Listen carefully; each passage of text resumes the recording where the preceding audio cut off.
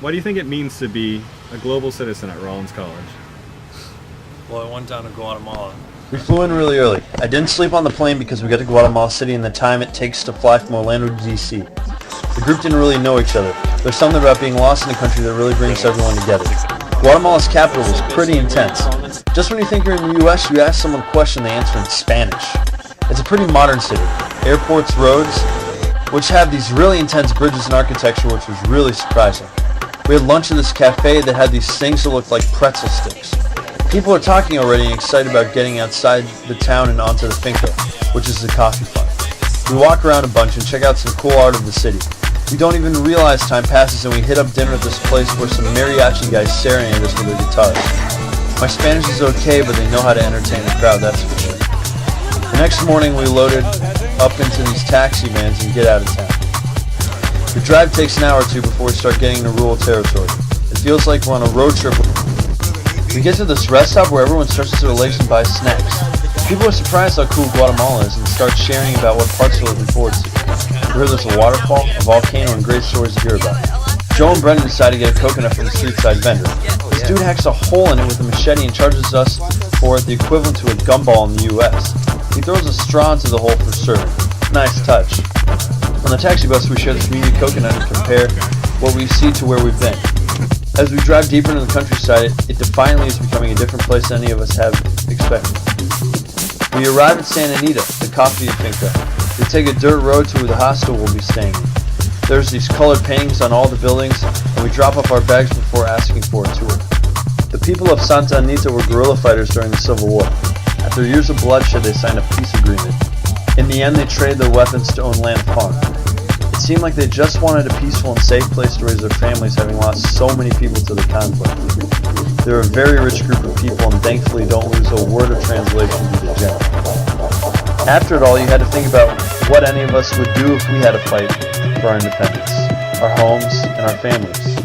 We kept calling them a community, but it was more like a giant family that was all on the same page and wanted to do the same thing. Create a happy future. There's a cool dog that keeps following around. He quickly becomes the mascot to our trip. For lunch, they made us some of the greatest fire-cooked meals. Very natural and very organic. We dip out early and go exploring on our own. The finca is huge, and they said just follow the trail down to the waterfall. We are not sure if we're on a trail anymore. Greg says that even if we get lost, we can just pick up one of the larger than average bananas off the trees. The fresh air, the great food. We really feel alive there. We find what leads to the waterfall and take a few pics before we realize it's getting dark. I don't want to turn back, but tomorrow we'll go further down. At dinner with our host families, everyone compares how great the dinner was. Most of us all agree, this is the best coffee any of us have ever had.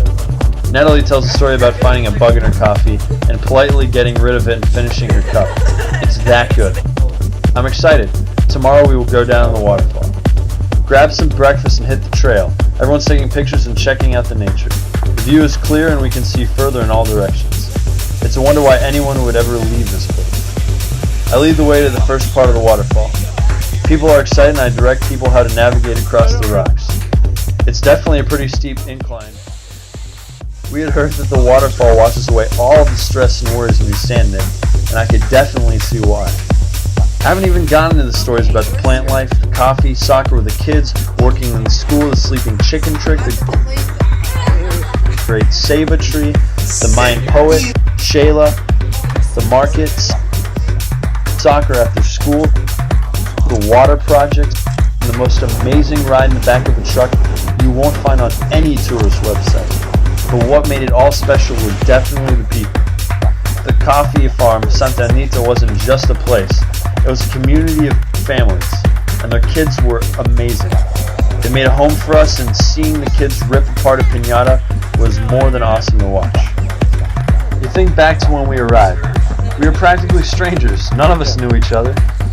I mean, when we got there, we didn't know where we were going. We had no idea where we were going or what we were getting into. But we definitely knew where we had been on the flight back home. I mean, had it just been over a week? What did I have to take care of when I landed? Who was picking me up? And more importantly, how do you explain traveling here in a brochure or textbook? Guys, experiencing is real living. You just have to be immersed to be connected. So how much time have you